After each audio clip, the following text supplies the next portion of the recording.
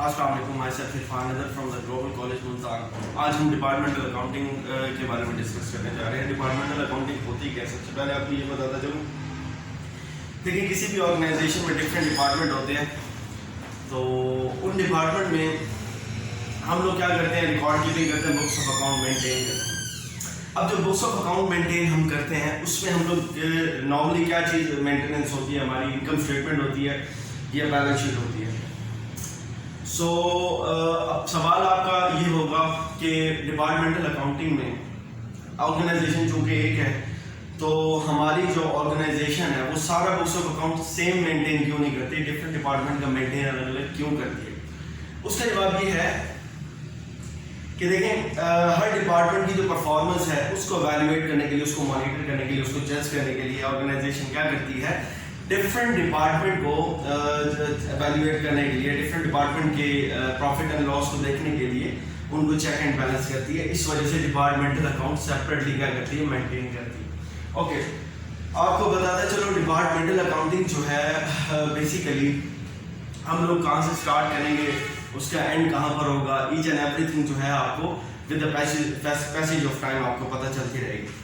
सबसे पहले departmental accounting में हम लोग जो चीज़ डिस्कस करेंगे वो है trading and profit and loss account. Trading account, profit and loss account दोनों को हम इकट्ठा लिखेंगे।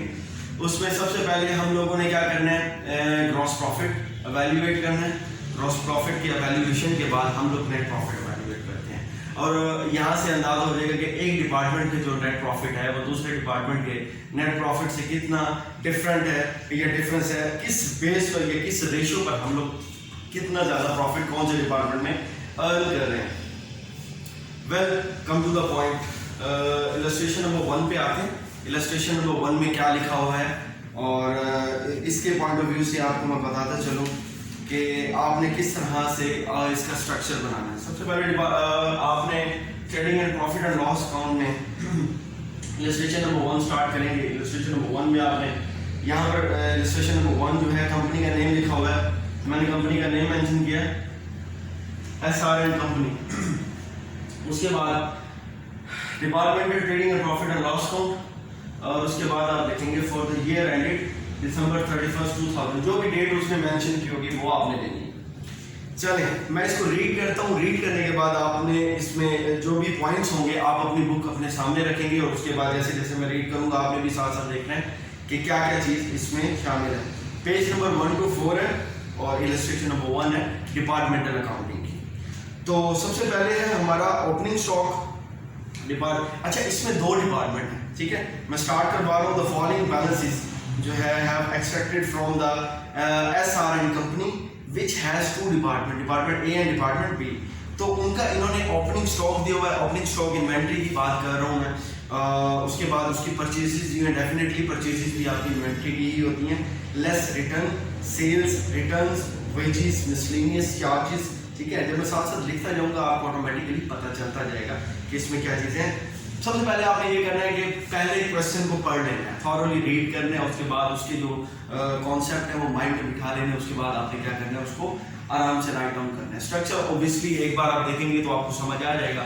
तो बाकी क्वेश्चंस भी इससे रेलिवेंट होंगे, लेकिन उनके कॉन्सेप्ट थोड़े डिफरेंट हैं। तो with the passage of time जैसे जैसे मैं आपको बताता जाऊँगा आपको समझ आती जाएगी। ओके, इसमें सन्डी debtor, creditor, plant and machinery, lease hold, building, furniture, office selling expenses, cash in hand, उसके बारे में कैश एट बैंक, कैपिटल के बारे में बताया। उसके बाद इन्होंने आगे देखें एक्सपेंसेस के बारे में बताया। Plant and machinery to be depreciated 10%, building 2%, furniture 5%। ये बातें आपने ना जहन में रखनी होंगी कि जब आप कोई भी एक्सपेंस कर रहे होंगे, डेप्रिसिएशन उसकी निकाल रहे होंगे, एवेल्युएट कर रहे होंगे, तो आपने ये देखना है कि किस बेस पे, किस परसेंटेज पे हमने इसकी डेप्रिसिएशन जो है वो रिड्यूस करनी है, डिडक्ट करनी है उसकी कॉस्ट में से। ओके, उसके बाद इन्होंने एंडिंग स्टॉक बताया हुआ है डिपार्टमेंट A का, डिपार्टमेंट B का। अच्छा देखिए, अब ये जो मेन पॉइंट है वहाँ पर मैं आना चाह रहा हूँ। All unallocated expenditure is to be apportion. देखिए, अपॉर्शनमेंट की वो बात कर रहे हैं, the ratio of the net sale of each department. अब यहाँ पर जो पॉइंट बताया हुआ है उन्होंने, कुछ एक्सपेंडिचर्स ऐसे होंगे जिनकी वैल्यू जो है वो सेम हो। मिसाल के तौर पर डिपार्टमेंट A और डिपार्टमेंट B, इनके पॉइंट ऑफ व्यू से अगर हम देखें तो 50 50,000 का एक्सपेंस हुआ है। अब उन्होंने नहीं बताया कि डिपार्टमेंट ए में कितना हमने डिस्ट्रीब्यूट करना है, डिवाइड करना है, और डिपार्टमेंट बी के हिस्से में कितना आएगा। उसके लिए क्या ये आपको बताएंगे रेशो कि किस बेस पे आपने कौन सा एक्सपेंस जो है कौन से डिपार्टमेंट में कितना इनकट करना है। अच्छा, तो एक तो ये पॉइंट हो गया। दूसरे ये कि अगर वो नहीं बताते किसी भी जगह पर, तो आपको एक मैं पेज बताऊंगा, पेज नंबर है गालबन यहाँ पर, हाँ जी 122। यहाँ पर बेसिस दी हुई है एक्सपेंस की। देखिए यहाँ पर एक्सपेंस भी लिखा हुआ है और बेसिस भी दी हुई है कि कौन से एक्सपेंस किस बेस पर होंगे। तो नॉर्मली ये लोग बता देते हैं, आपके एग्जामिनर्स जो हैं वो आपको बता देते हैं कि कौन सी बेस पे कौन सा एक्सपेंस करना है, या आपको रेशो बता दी जाएगी। अब यहाँ पर जैसे उन्होंने बताया कि आपके सेल बेस पर है, तो सेल बेस पर आपने इस चीज़ को कंसीडर करना है, फोकस करना है, देखना है कि आपने किस तरह से करना है। अच्छा, जैसे जैसे मैं सवाल हल करूँगा, क्वेश्चन सॉल्व करूँगा, तो आपको ऑटोमेटिकली इस चीज़ का अंदाजा हो जाएगा कि हम कर क्या रहे हैं और किस तरह से करेंगे। ओके, सबसे पहले पॉइंट पर आ जाते हैं। देखें, आपने जब भी departmental trading and profit and loss account बनाना है, तो इसमें आपने क्या एवेल्युएट करना है, प्रॉफिट। जब आप प्रॉफिट एवेल्युएट करें तो इसका मतलब है कि इनकम एंड एक्सपेंडिचर अकाउंट है एक किस्म का, यानी कि आपके पास आपने अर्न कितना किया सेल करने के बाद, ठीक है, और सेल क्या किया है आपने, उसमें से जितने भी एक्सपेंसेस है आप वो डिडक्ट कर देंगे। ऑब्वियसली आपके पास जो अल्टीमेटली रिजल्ट आ जाएगा वो क्या आ जाएगा, आपका नेट प्रॉफिट या नेट लॉस। अब आपने ये देखना है कि आपने नेट ग्रॉस प्रॉफिट और नेट प्रॉफिट एवेल्युएट करने के लिए करना क्या है, कौन कौन सी अमाउंट को कहां कहां लिखना है। सबसे पहले आ जाते हैं ओपनिंग स्टॉक पे, ठीक है। ओपनिंग स्टॉक यहाँ पर बताया हुआ है डिपार्टमेंट ए का 25,000, डिपार्टमेंट बी का 20,000। अब देखिए 25,000 और 20,000, ये ओपनिंग स्टॉक आ गया। उसके बाद हम आ जाते हैं परचेजेस पर। अच्छा देखिए, परचेजेस के पॉइंट ऑफ व्यू से मैं आपको एक बात बताता चलूं, जब भी आप परचेजेस लिखेंगे तो आपने ये चीज मेक श्योर करनी है कि उसके साथ लेस रिटर्न तो नहीं। मतलब कहने का ये है कि परचेजेस जो भी आप लिखेंगे, आगे परचेज रिटर्न लिखा हुआ होगा, तो आपने जो चीज परचेज किया उसमें से जो रिटर्न है वो आप करने के बाद जो नेट परचेज बचेगी वो आपने यहाँ पर लिखनी। तो एक तरीका तो ये है कि यहाँ पे आपने परचेजेस लिख दी और यहाँ पर आपने परचेज रिटर्न लिख दिया। इसी तरह से सेल के पॉइंट ऑफ व्यू से बताता है, सेल आप यहाँ पर लिखेंगे तो सेल रिटर्न आप यहाँ पर लिखेंगे। एक ये तरीका है। दूसरा तरीका क्या है कि आप डायरेक्टली क्या करते हैं, परचेज लेस रिटर्न लिखकर और साथ में यहाँ पर उसकी अमाउंट लिख देते हैं। जैसे कि मैं आपको बताता चलूं कि यहाँ पर जो डिपार्टमेंट ए की परचेज है वो है 2,30,000 और उसकी जो रिटर्न है वो है 2,000। तो अगर हम 2,30,000 में से 2,000 रुपए लेस करते हैं तो हमारे पास यहाँ पर कितने आ जाते हैं, 2,28,000। ऐसे ही है। ओके, आगे चलते हैं। 1,90,000 की जो परचेजेस हैं डिपार्टमेंट बी की हैं और उनके जो रिटर्न है वो है 1,000। तो अगर हम 1,90,000 में से 1,000 डिडक्ट कर देते हैं तो बाकी पीछे क्या बचता है, 1,89,000, राइट। ओके, इसी ये मैंने डायरेक्ट किया। अगर आप यहाँ पर 2,30,000 लिखते, 1,90,000 लिखते, तो यहाँ पर आपने क्या लिखना था, परचेज रिटर्न कितना, 2,000 और 1,000, ये बात ध्यान में रखिएगा। ओके, उसके बाद नेक्स्ट पॉइंट पर आ जाते हैं। अच्छा, ओपनिंग स्टॉक परचेजेस और कोई भी डायरेक्ट एक्सपेंस, वर्ड में यूज कर रहा हूँ डायरेक्ट एक्सपेंस। डायरेक्ट एक्सपेंस कोई भी ऐसा एक्सपेंस जो डायरेक्टली लिंक करता है आपकी इन्वेंट्री की परचेज के साथ, तो वो आपका डायरेक्ट एक्सपेंस होगा। उसमें कौन कौन से एक्सपेंस आ सकते हैं, आपके वेजेस आ सकते हैं, कैरेज इन आ सकता है, फ्रेट इन आ सकता है, ठीक है, लोडिंग हैंडलिंग, जो भी डायरेक्टली आपने कोई चीज़ खरीदी है उसको लेके अपने गोदाम तक या अपने वेयर हाउस तक या अपनी शॉप तक या अपनी कंपनी में लेके आने तक के जितने भी एक्सपेंसेस होंगे, सारे एक्सपेंसेस आपके कंसीडर होंगे डायरेक्ट एक्सपेंस, और वो डायरेक्टली इनकर्ड होंगे आपकी परचेज के साथ इंक्लूड हो जाएंगे, राइट। आपकी बेसिकली परचेज की कॉस्ट में वो ऐड हो जाते हैं। सो यहाँ पर जो बेसिकली एक्सपेंस दिया हुआ है वो दिया हुआ है वेजेस। हम देखते हैं कि वेजेस की क्या अमाउंट है। यहाँ पर वेजेस की अमाउंट है 1,80,000 डिपार्टमेंट ए की और 1,60,000 department B.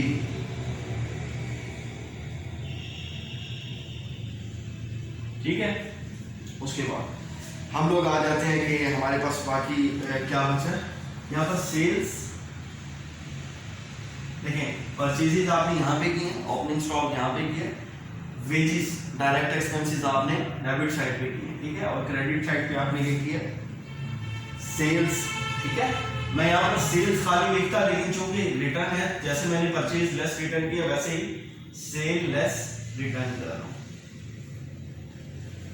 I hope so कि आपको समझ आ गई होगी इस डिबेट। ओके, अब 6,33,000 है सेल्स, उसमें से 3,000 रिटर्न हुआ, तो हमारे पास सेल डिपार्टमेंट एक कितने बचेगी, 6,30,000, और डिपार्टमेंट बी की जो है वो है 4,90,000।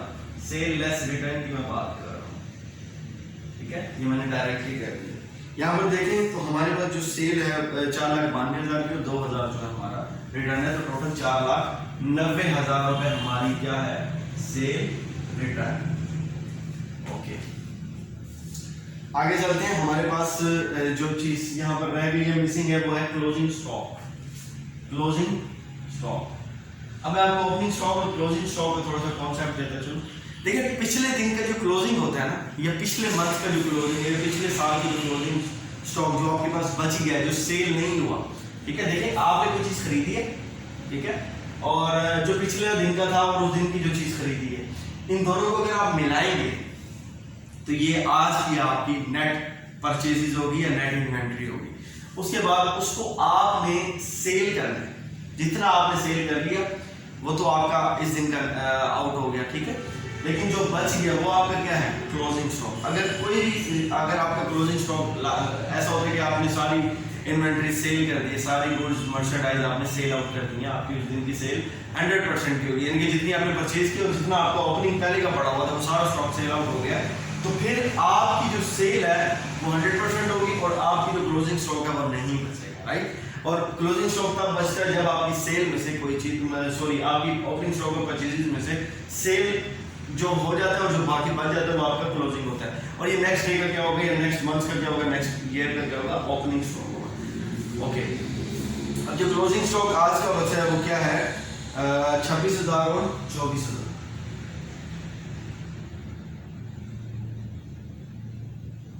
ओके, अब देखें इस स्ट्रक्चर में हमने ट्रेडिंग अकाउंट कंप्लीट कर लिया, opening stock, purchases, direct expense, animal, वो मैंने सारे आपको बताया, साथ में सेल्स और क्लोजिंग स्टॉक। अब ये आपके पास अमाउंट पूरी हो गई है, अब आपने करना क्या है, which side is greater than, ये आपके डेबिट साइड, ये है क्रेडिट साइड। अब आप खुद से इवैल्यूएट करेंगे, ये वाली साइड बड़ी है, डिपार्टमेंट ए की पहले देख लें, फिर डिपार्टमेंट बी पर आए। देखें 25,000, 2,28,000 है और 1,80,000 है। यहाँ पर देखें 6 लाख, ये ज्यादा वाली वैल्यू है, ठीक है, 6,30,000 और 26,000 कितना हो गया, 6,56,000, ठीक है, तो 6,56,000।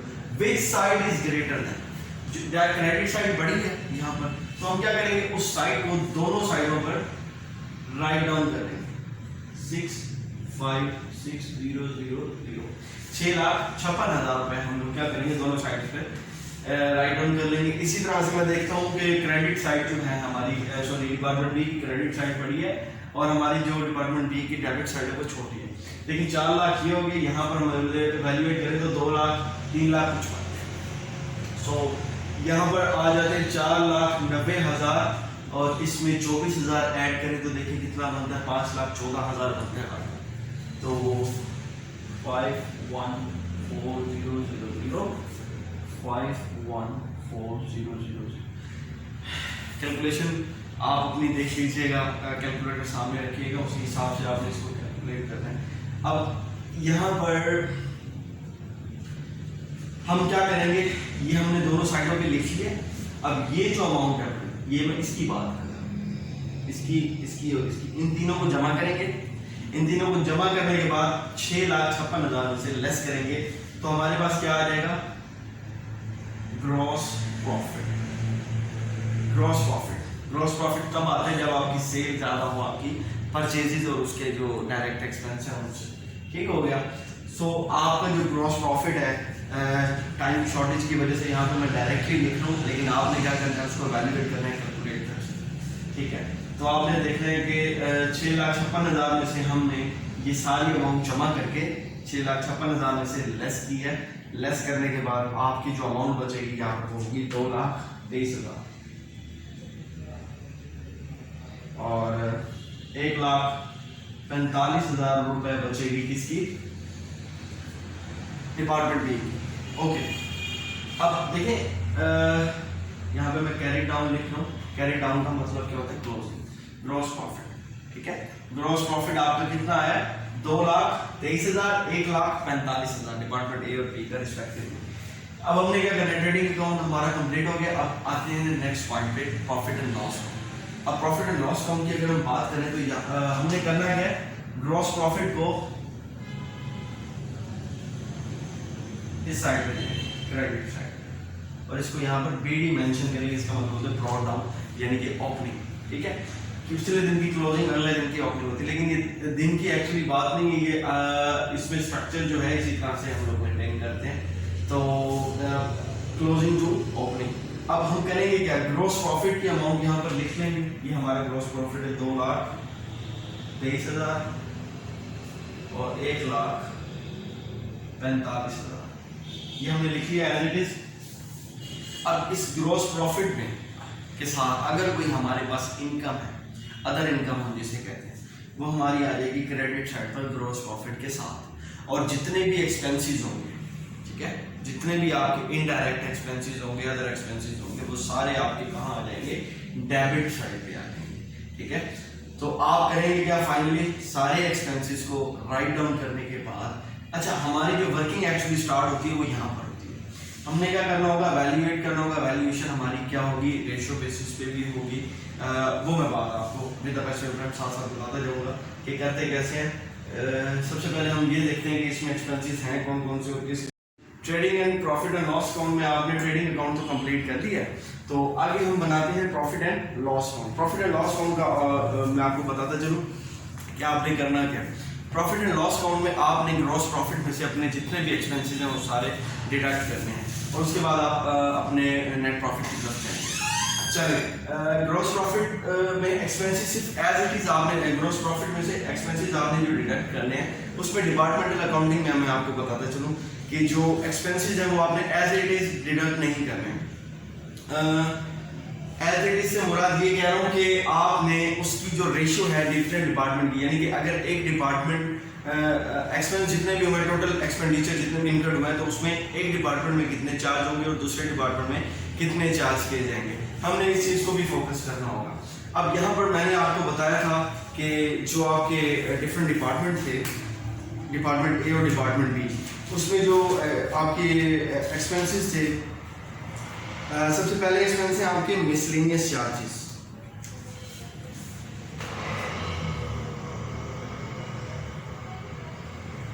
अच्छा, मिसलेनियस चार्जेस के जो एक्सपेंसेस हैं 35,000 और 32,000, वो उसने ऑलरेडी बताया हुआ है, तो हम उसको as it is write down कर देंगे। उसने बताया कि 35,000 डिपार्टमेंट ए के और 32,000 डिपार्टमेंट बी के। अच्छा, कुछ एक्सपेंस ऐसे होंगे जिनको उन्होंने नहीं बताया, मतलब कि उन एक्सपेंसेस तो मेंशन किए हुए हैं लेकिन उनकी बेसिस नहीं बताएंगे। मैं आपको ये बताऊंगा कि उनको किस बेस पे आपने सॉर्ट करना है। जैसे कि डेप्रिसिएशन के डिफरेंट आपके एक्सपेंसेस हैं। सबसे पहले है प्लांट एंड मशीनरी, बिल्डिंग और फर्नीचर एंड फिक्सर। उन्होंने यहाँ पर बताया, देखें प्लांट एंड मशीनरी जो है वो आपकी डेप्रिसिएट कितने पे होगी, 10% पे होगी। 10% पे होगी, किसकी 10% पे होगी, उसकी कॉस्ट पे। प्लांट एंड मशीनरी की जो कॉस्ट है वो है 2,40,000 रुपए। तो हमने इसकी डेप्रिसिएशन की वैल्यूएशन करनी है, तो किस तरह से करेंगे, 10% मल्टीप्लाई बाय 2,50,000, तो हमारे पास आ जाएगा 24,000 रुपए। आप कैलकुलेटर से वैल्यूएट कीजिएगा, यही अमाउंट आएगी। उसके बाद हम बिल्डिंग पे आ जाते हैं। 2% बिल्डिंग की उन्होंने बोला है कि 2% जो डेप्रिसिएशन हमने डिडक्ट करनी है, वो किसकी करनी है, बिल्डिंग की वैल्यूएट करनी है। तो 1,20,000 कॉस्ट है बिल्डिंग की, मल्टीप्लाई बाय करेंगे 2% से, तो 2,400 आ जाएगा एज इट इज। फर्नीचर की हम निकालेंगे 5% फर्नीचर की उन्होंने बताई है। देखें, अभी तक हमने जो चीज़ निकाली है, ये जो चीज़ निकाली है, डेप्रिसिएशन निकाली है, ठीक है, ये हमारा भी एक्सपेंस निकला, इसकी हमने वैल्यूएशन नहीं की। अब हमने फर्दर क्या करना, अच्छा यहाँ पर एक और चीज़ भी बताता चलूँ, लीज होल्ड। लीज होल्ड के बारे में आपको बताता चलूँ कि आपने कोई चीज़ लीज पे ली है और उसके बाद उसको आपने अपने ऑनरशिप में लेके आ गए, ठीक है। तो उसकी जो उसने ऑलरेडी बताई हुई एक्सपेंस उसको बताया हुआ कितना है 8000, एक्सपेंस उसका डायरेक्टली बताया हुआ, उसकी कोई परसेंटेज वगैरह नहीं बताई हुई। अब हमने करना क्या है, अब 24,000 रुपये हमारे पास टोटल एक्सपेंस है, हमें नहीं पता कि डिपार्टमेंट ए में हमने कितने ऐड करने हैं, डिपार्टमेंट बी में हमने कितने ऐड करने हैं। यहाँ पर आपके रजिस्ट्रेशन में बताया हुआ कि आपने अनएलोकेटेड एक्सपेंसेस यानी कि जिनकी एलोकेशन नहीं बताई हुई, तो उसकी एलोकेशन आपने किस बेस पे करनी है, सेल बेस पे। सेल कौन सी सेल, आपकी सेल लेस रिटर्न वाली सेल की मैं बात कर रहा हूँ, जो आपकी नेट सेल होगी डिपार्टमेंट ए और डिपार्टमेंट बी। चलिए मैं आपको बताता चलूँ कि ये किस तरह से होगा कि डिपार्टमेंट ए की सेल डिवाइडेड बाय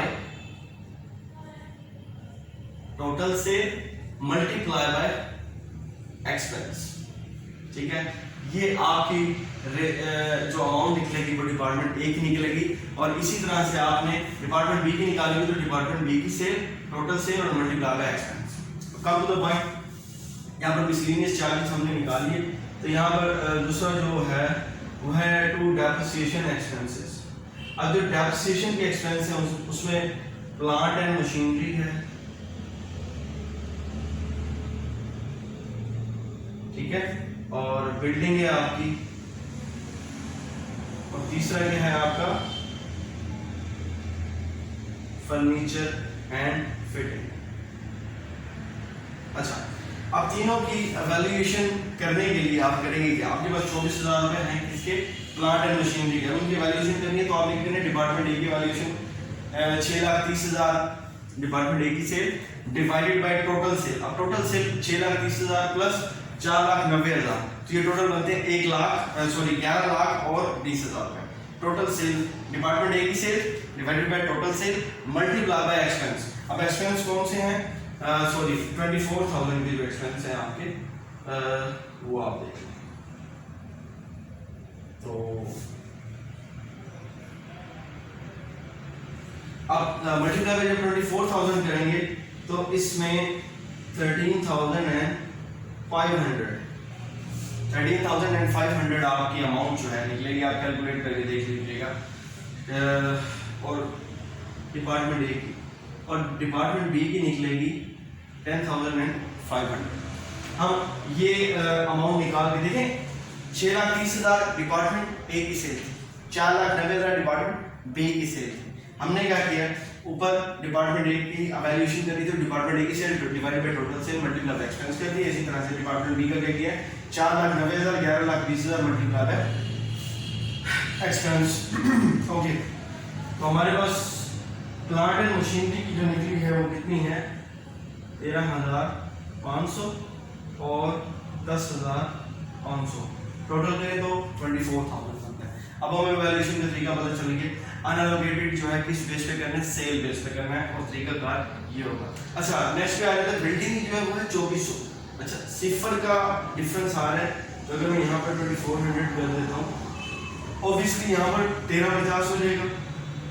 अब इसको करके देख लीजिएगा, तो 2400 जो है 1350 आ जाएगा और 1050।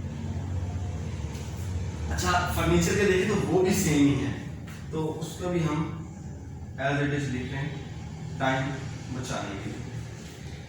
ये आपकी टैक्सेशन कंप्लीट होगी। अब आप आ जाते हैं लीज होल्ड पे। लीज होल्ड की अमाउंट आप देखें कि लीज होल्ड की अमाउंट आपकी कितनी है, 8,000 है। चल, तो 8,000 को आपने एज इट इज मल्टीप्लाई करना है, तो यहाँ पर आपका आ जाएगा 4,500 और यहाँ पर आ जाएगा आपका 3,500। या करके देख लीजिएगा, वैल्यूएशन मैंने ऑलरेडी की है तो यही निकल रही है। तो आपने क्या करना है, लीज होल्ड की अमाउंट डिपार्टमेंट ए की एक्सपेंस की उसमें और बी की उसमें एज इट इज लिख देंगे। अब देखते हैं कि हमारे पास रहे कौन से एक्सपेंस में, ऑफिस एंड सेलिंग एक्सपेंस।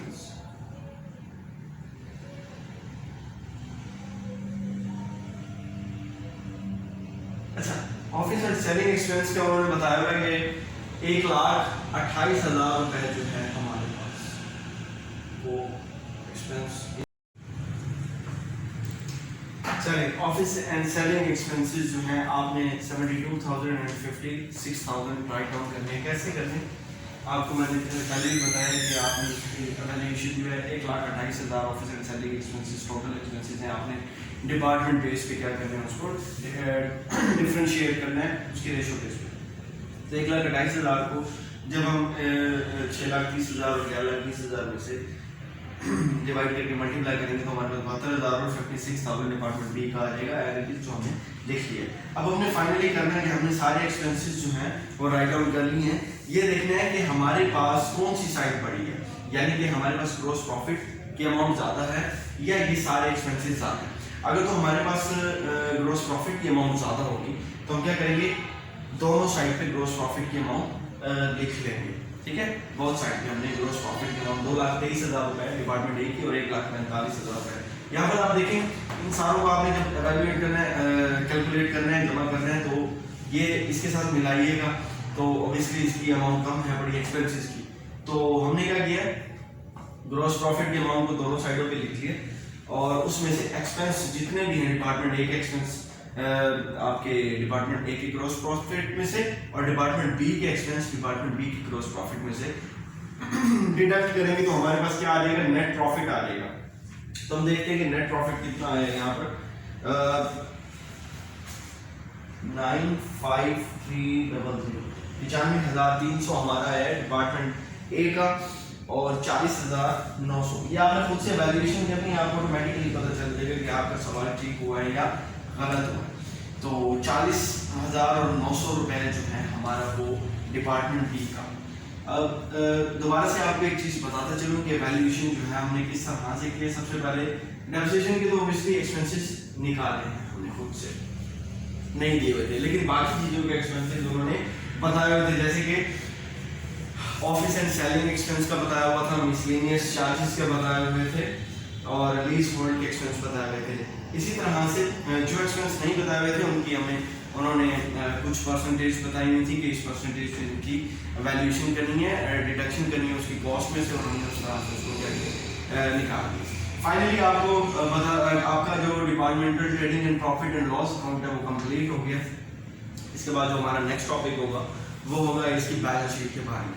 देखें, departmental trading and profit and loss account में हमने क्या करना है, सेल्स में से जो हमने चीज़ परचेज की है या सेल की है उसमें से हमारा जो ग्रॉस प्रॉफिट बनता है, ग्रॉस प्रॉफिट में से फर्दर हमने क्या करना है, ऑल एक्सपेंसेस डिडक्ट करने हैं, लेस करने हैं और